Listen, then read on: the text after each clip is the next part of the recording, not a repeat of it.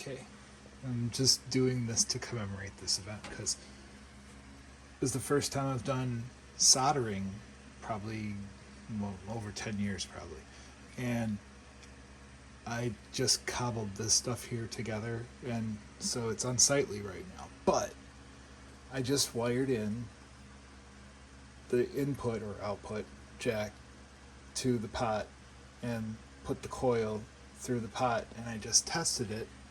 So I got GarageBand, and this is the inputs. I got this cord going down into this. It's like a MIDI box, and then that goes digital into the right. So this is showing the output from this coil, right? So check it out. Watch this.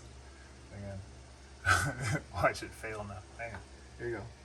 I'm tapping this piece of steel against these to, just to get some output from.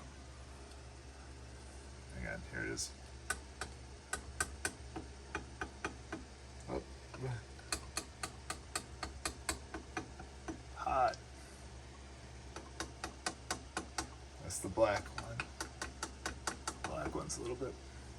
This white one. Where is it? There it is. Yeah.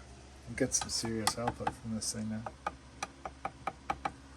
Yeah. Pretty cool, huh? Alright. That's it.